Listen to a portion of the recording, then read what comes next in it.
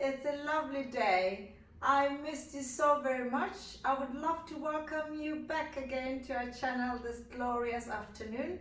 We will have a chat with you. We'll do some little motivation, encouragement, and hopefully some questions from you. I'm so expectant of your questions. Let this be a chat. Let it not be that I'm just speaking alone. I would love to hear from you. You're free to send us your comments, to encourage us, and like and subscribe to our channel. Today's topic, we're going to look at a mindset of possibility. It is this season I begin to sit down with myself and say, Jacqueline, what are you willing to let go of? For some of us, it's fears. For some of us, it's procrastination. So for some of us, is approval from other people. What are you willing to be, Jacqueline? This is the question I ask myself. What are you willing to do to be the woman you've always known yourself to be?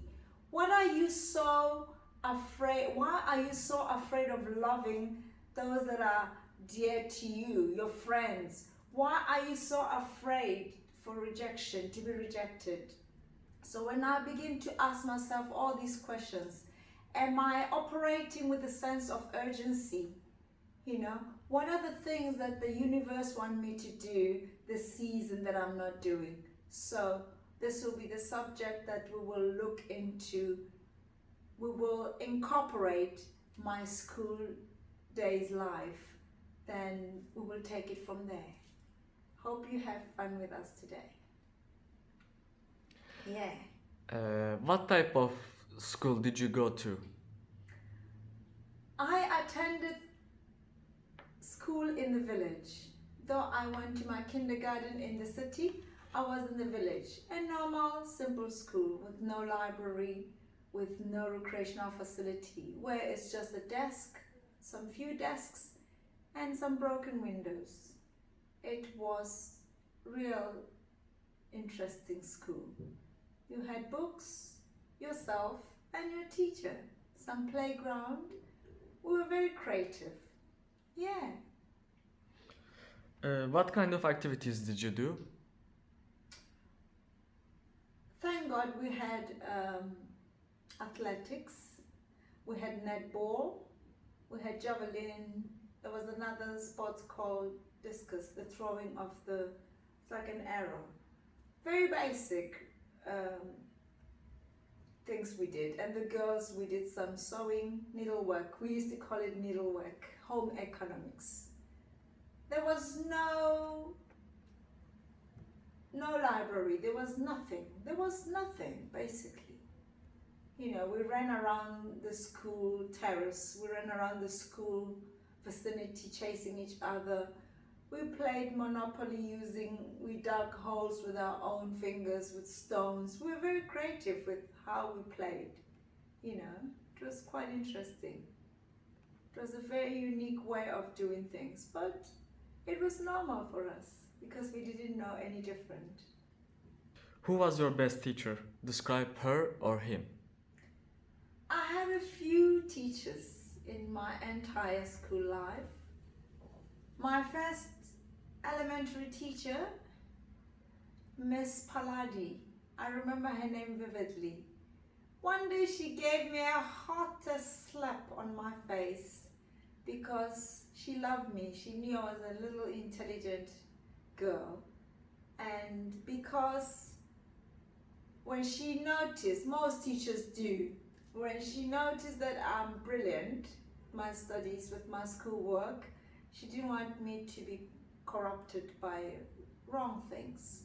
And remember where we grew up, where I grew up, there's a saying that it takes the whole community to bring up a child. So I was chewing a gum in the classroom and she didn't warn me. She just came to me unaware and she gave me a very hot slap. I love Miss Paladi. She had her sons and daughters in the same school. It was my elementary days. And I was a hardworking student and she loved me for that. All through my elementary, I was fantastic and phenomenal with my athletics. These are the things that I got engaged with because of my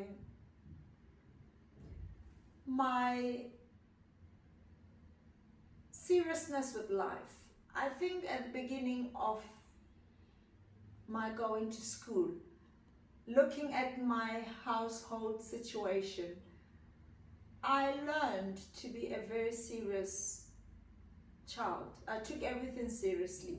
So I knew that if I can do great academically or in sports, because I was very athletic and I was always doing great. I did 100 meters, I did 800 meters, I did, long distances. I had both stamina and I had speed. And these were kind of my escape, As children, when we grow in some situations, we have an escape, like music, like sports, like being too committed to your schoolwork. So this was my school days, and I realized that all my teachers from primary, elementary to high school, they loved me because I was dedicated, I was committed. I took everything so seriously. They say don't be too serious, but I was so serious with my schoolwork, with my sports work. I also sang. I was involved in choirs. I was involved in everything that you could think of a young person should, I was the worst with needlework, when it came to needlework, I was like, ugh. It was the worst time of my day, but thank God it was just, we did needlework only at elementary. When I remember when I went to secondary, we didn't have that. High school, we didn't have that. So I had Miss Paladi, who was my greatest influence in elementary, and in secondary school, my sports teacher, Mr. Mutabi and Mr. Rapodile. My high school, it was almost all my teachers. Miss Mudisani, my biology teacher, Mr. Mugwena, my English teacher, Miss Diale, my Dutch Afrikaans teacher, and of course my headmaster, my principal, Mr. Raputi. It's as if in high school there was so much beauty, I had parents in school. My teachers were kind of my parents, because teachers like these were very aware, they were vigilant in how they handled me. I remember there's a situation when my stepfather did something ugly. He beat me, he beat me terribly, and I had to open up at school because I could no longer hide, My principal, Mr. Raputi, intervened. He drove us to our home. Luckily, my stepfather was still at home to speak to him that, Jacqueline is a very, very wise, intelligent young woman with lots of talent in school. She participates in academically, she's okay. In sports, she's wonderful and amazing. Please, she's your jewel, Be sensitive to how you, treat her, how you deal with her. She's a child growing. She needs to be nurtured.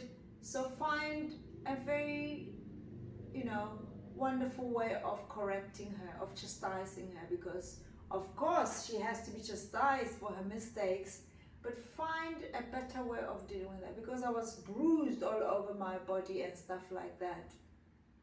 And from that time, from basically my elementary school to high school, I had this mindset of possibility. From elementary to secondary to high school, I was planning how my future must turn out. I was revolted, My household was not easy, So I dedicated the 12, 13 years of my school perfecting everything that I needed to perfect, academically, my sports, because I knew that if I don't excel in academics to become a doctor or nurse or whatever our parents expected us to be, at least I can be a very wealthy sportsman.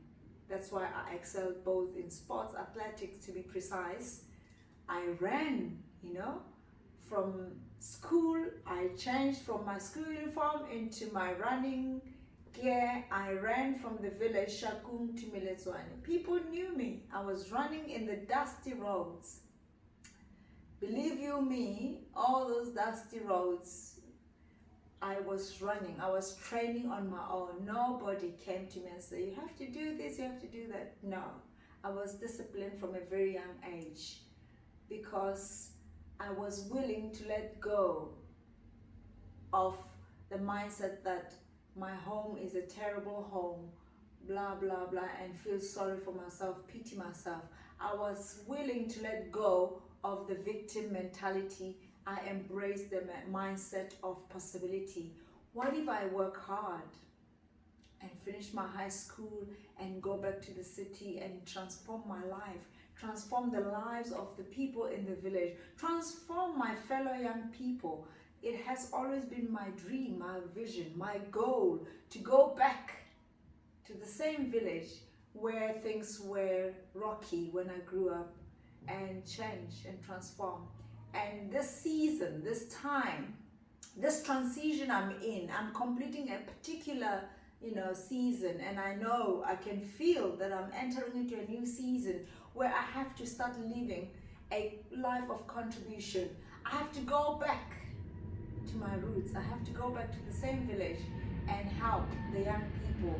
I'm aware of the season I've entered. Hence, I explained before that I knew that there was something, special about the life that I lived, so I know that all the sacrifice, all the compromise that came with my school days, all the situation that I passed through, all the things that happened for me was seeds being sown into my soul, into my being, into my spirit, that I will later go back to these people and be someone who will be helpful to all the young people, especially the young women, especially the little ones, because I have a heart, I have a philanthropic heart. I would love to go back and do something, because I tell you, nothing has changed.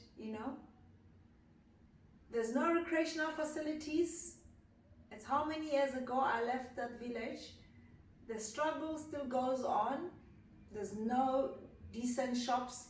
There's no decent clinics. It is my duty as Jacqueline, as a child of the soul, as a person who grew up in that community, to go back and sow some seeds, to go back and give some contributions. Hence, we're working on this project, and we're hoping that our viewers, when you later publish the videos, of this beautiful village, you can be of help to us and give us some donations and support her dream, because we want to be, the rainbow in so many people's cloud. So we like to be of help, not just my community. In the future, I hope that the universe will open up many other branches for us, that we can touch lives, the north, the south, the east, the west. Yeah, so I know I've gone more than you asked.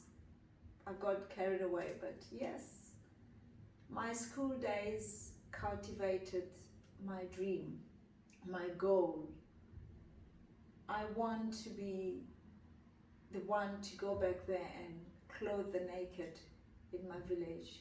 I want to go back and, make those football pitch for the young boys to play, netball, whatever games, activities we can set up. It is my desire, it is my goal, it is my dream. Some people say, oh, my dream is to build my mom a house. Well done. I encourage you to go ahead and do it.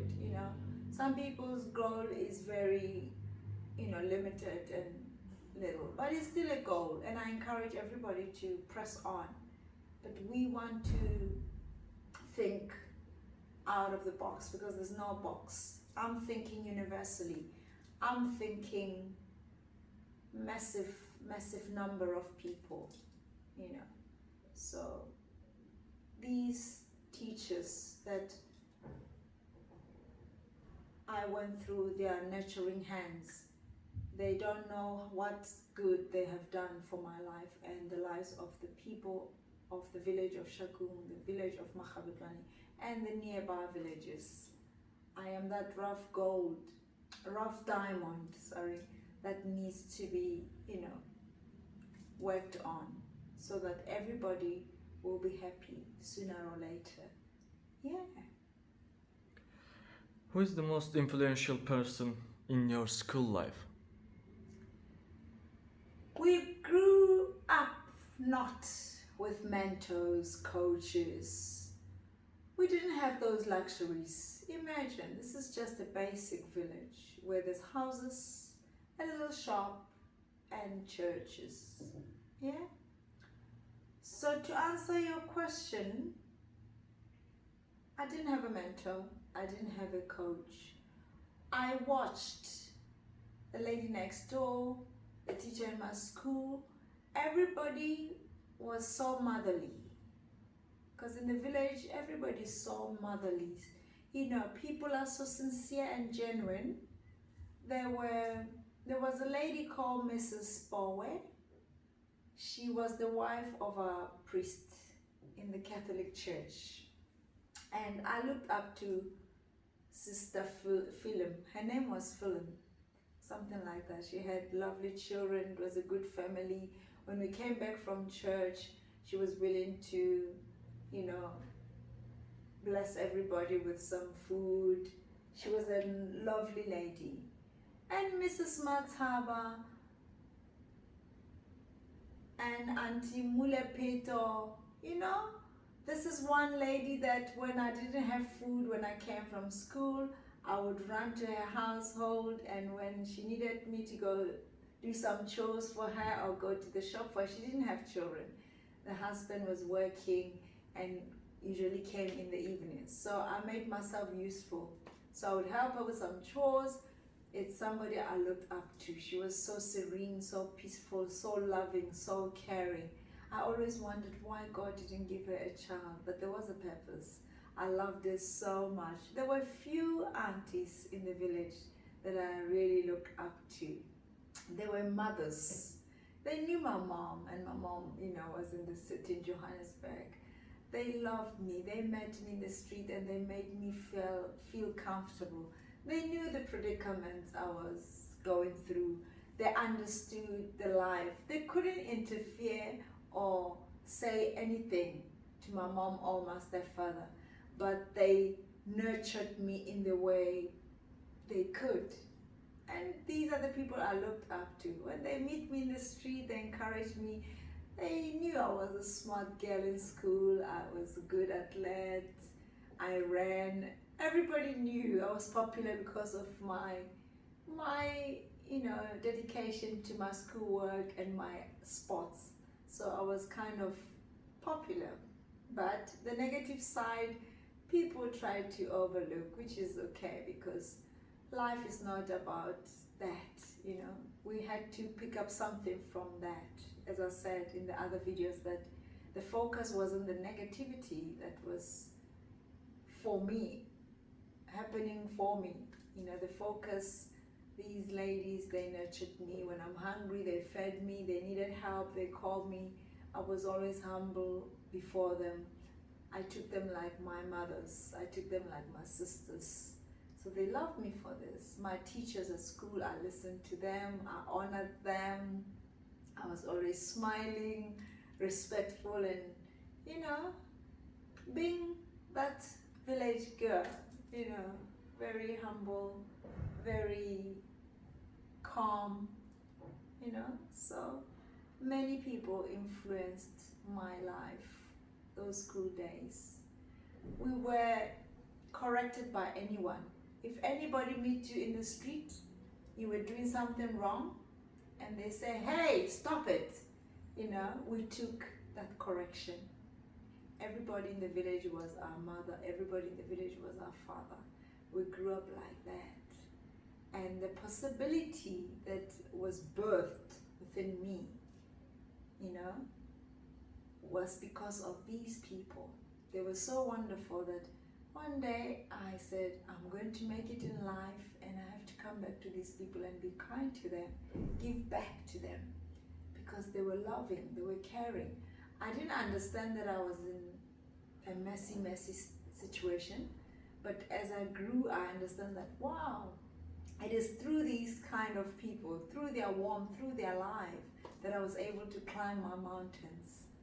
Yeah, so my mindset of possibility was, you know, born from this life of love, from what we could say strangers. Of course, they were not strangers, they were strangers per se, but they were the village people that my own family knew of. So the mindset of possibility, I said, what if I go out there in the city, I go to Turkey, I go to England, transform my life and come back and give back to these people. This is where the dream was born, the vision, the goal was developed, and I'm still working on that I must go back to these communities and give back to them. Hence, I need each and everyone that is looking at these videos help. I need each and everyone that is listening to my life story to contribute to our mission. Yeah.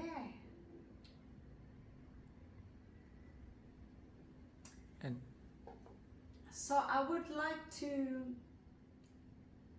encourage each and every young person that in life we fail, but we fail forward.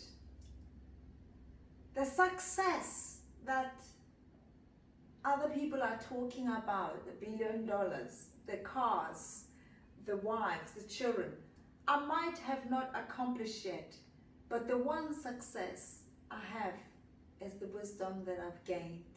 And I am so humbled and I'm so blessed that today I understand that we're not only responsible for our actions, thoughts, etc., but we are responsible for our reaction.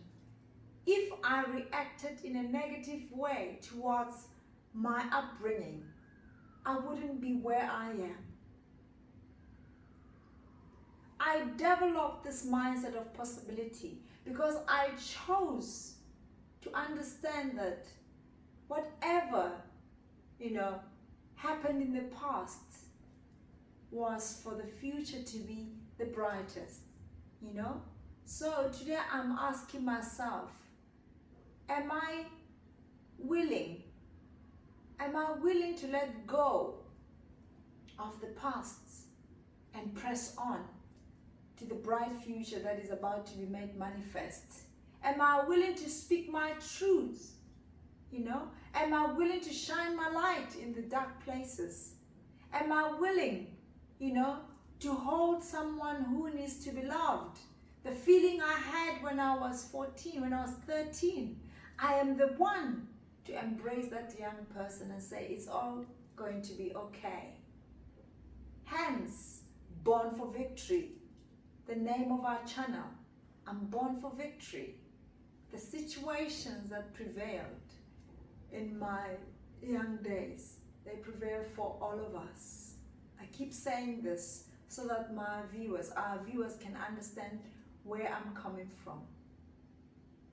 I am celebrating this very moment, the micro wins. The micro wins is that I have touched lives in a special way, in a unique way, without recognition from the media, without recognition from the whole world. But there are people that are calling me every night, are calling me every day to say, Jacqueline, thank you.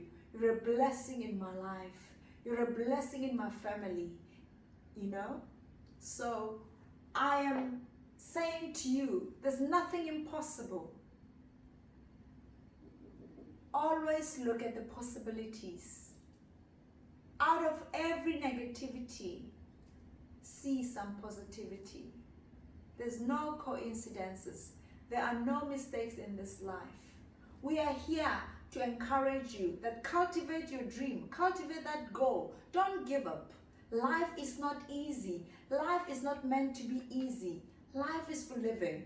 It needs experience. Experiences birth wisdom. These experiences that we go through as humanity, they birth wisdom. The world needs people who are wise. You know, we have the technology, we have everything, but people still try to wallow in pity. There's no time for pity parties. We are here as Born for Victory. We are here on a mission to say, let us all rise and hold hands and be loving and be caring. Let us go do the things that we were born to do, that we were created to do. I dare you to soar. You are not a chick. You are an eagle. Explore the possibilities in this life. The universe is so amazingly abundant. Each and every one of us has a responsibility to make a difference in each other's lives. So, my mission, my goal, my dream, my ambition, what keeps me awake at night is to educate us, is to motivate us into becoming the person we've always known ourselves to be. Set yourself free from fear.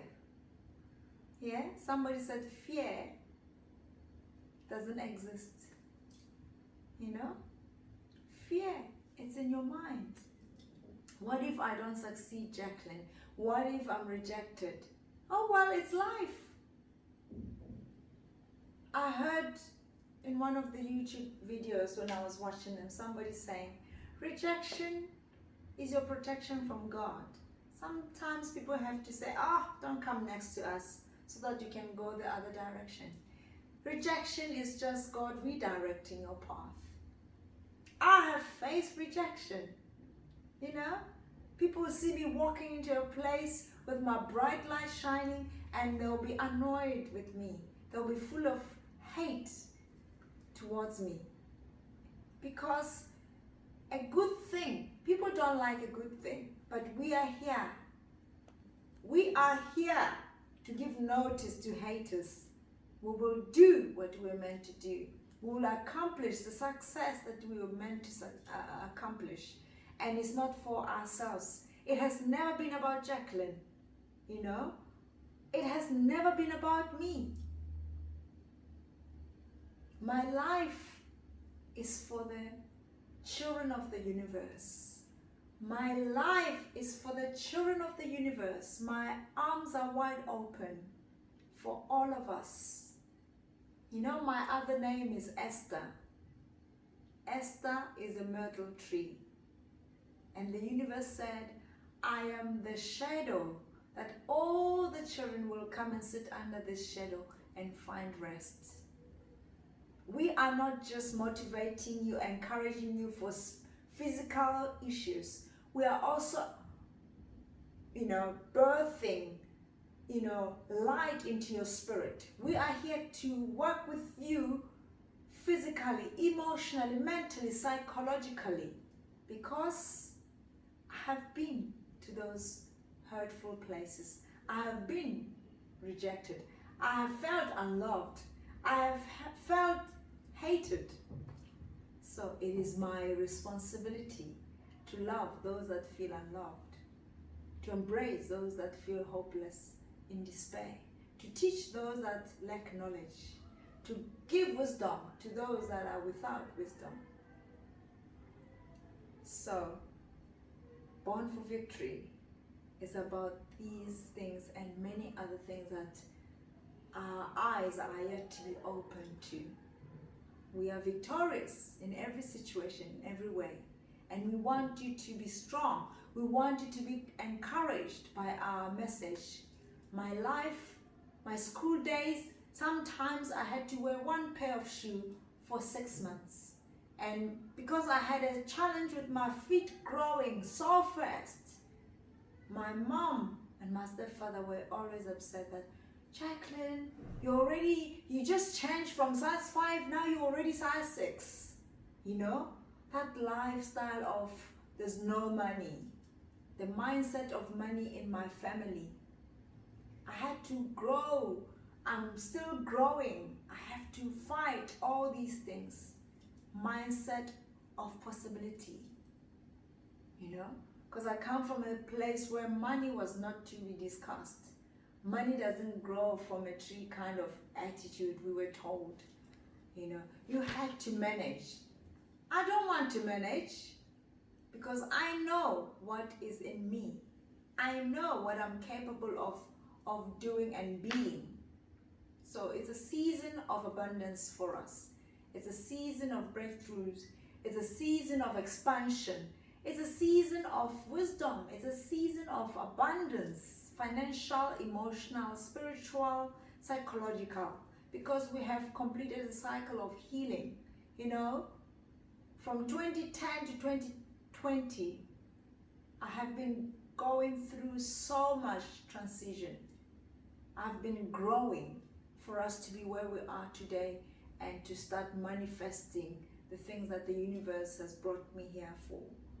So I've been in lack. I know what is to lack. I know what is to be almost homeless. I know what is to be homeless. I know what is to walk in the streets without anywhere to lay your head. I know what is to not to have money in my pocket. We are here to motivate those of you who say, oh, I feel like committing suicide. Life is not worth it. Life is worth it. You are not dead, you're still alive. There's a purpose and there's a reason for your being here. Because if the universe, if God wanted you to die, He would have let you die, but you're here for a purpose. There's no escape, there's no excuse. You know, you cannot not do something with your life. Because it's easy for people to have the pity parties. I didn't go to university, I didn't have good parents. Hello, hi. I'm a living proof. I've been to over 14 countries in my life. And I come from the poorest of the village. I went to the poorest of the schools. You know, mindset. Transform your mindset. You know, Bob Proctor speak about Proctor. Is it Proctor? Yeah. Talks about paradigm shifts.